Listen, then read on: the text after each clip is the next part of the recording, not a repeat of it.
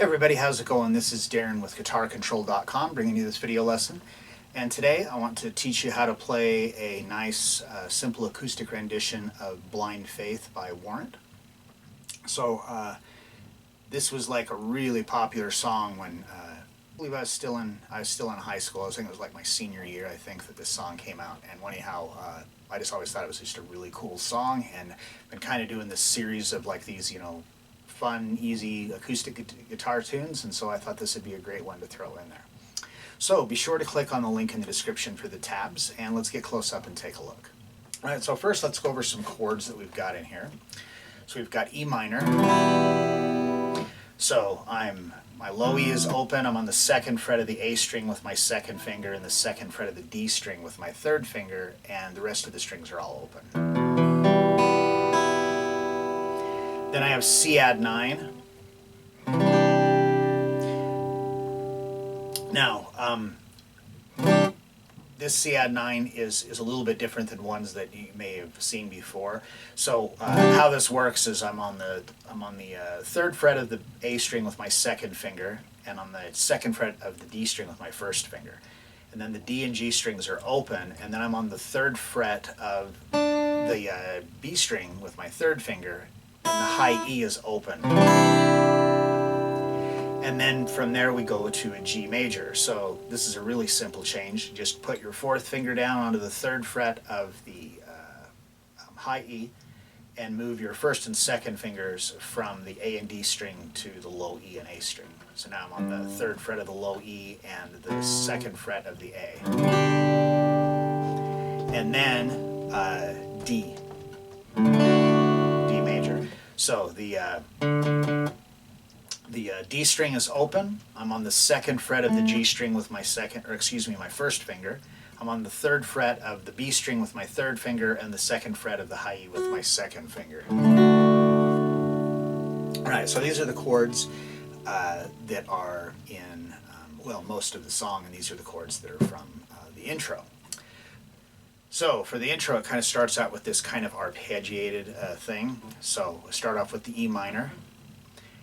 And I'm hitting that on this intro. Each time we change chords, the very first note should be your root note. So in this case, just the open low E. And it's a dotted quarter note, so it just rings out for a beat and a half. So we got it. So there, then the D string, and then just the first 4 strings. 1, 2, 3, 4. Then we switch to the C add 9, and we do the exact same thing, except now our first note is on the A string instead of the low E string. And then we go to our G. Now we're back to how it was on the E minor, where our bass note is moved back to the low E, but everything else stays the same. Now we go to the D, and what we're going to do here is we hit the D string, then the G string, and then the high E to the B string, and then we take our pinky and we put it onto the 3rd fret of the high E, because that actually makes it D suspended 4. So that's like the first 4 measures.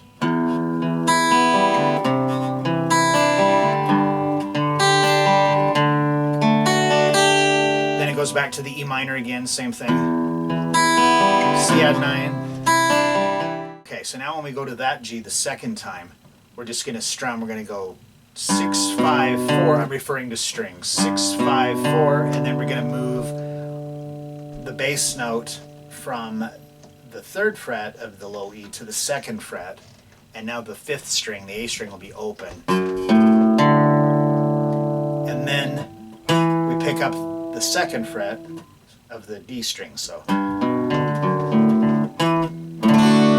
then drop onto a D. Now if you notice that when I do the G, I've got my 3rd finger on here, right? So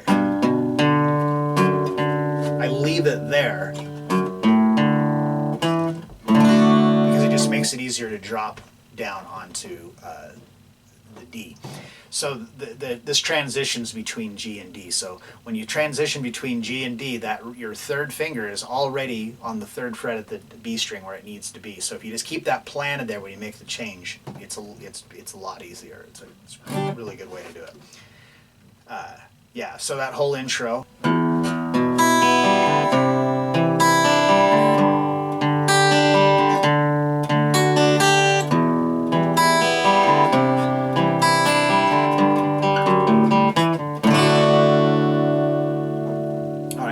That leads into the verse. So for the verse, it's kind of similar to the intro. So we start off with the E minor again, C add 9, the G, D,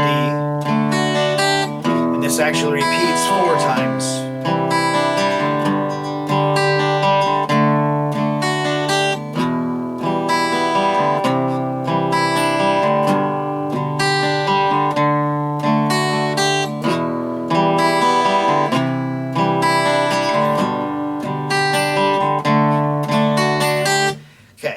After that leads us into our pre-chorus. So for our pre-chorus here, we start off, we have the C add 9, but now when we do the C add 9, we're actually going to put our pinky down so it's on the 3rd fret of the high E. And this is strumming. So you got. So I'm like down, down, down, up, down, down, up, down, up. Switch to a G,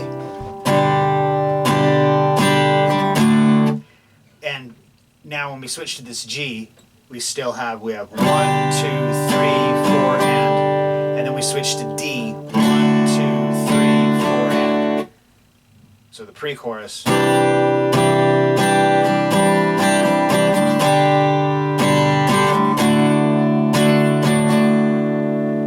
And then that leads us into the chorus itself.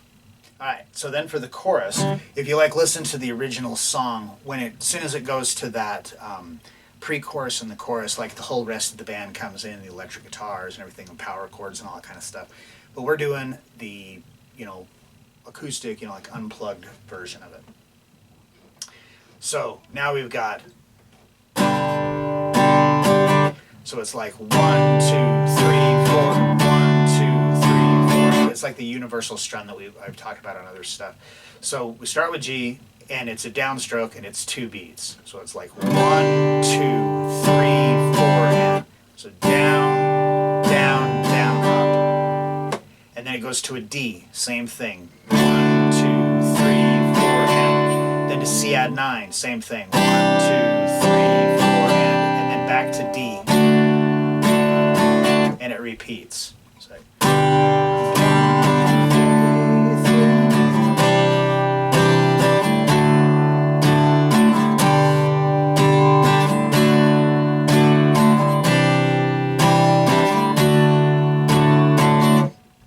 now, that is a very basic, bare bones strumming for this. So I've said this before, you want to try to really get away from feeling like you're dependent on having a strum pattern. So this is kind of a thing, if you just feel it out, blind faith in you, drum it, your steering wheel percussionist when you're driving around. A lot of times what you're doing there can translate into down and up strokes. So with this, if this is pretty boring, just the but you could have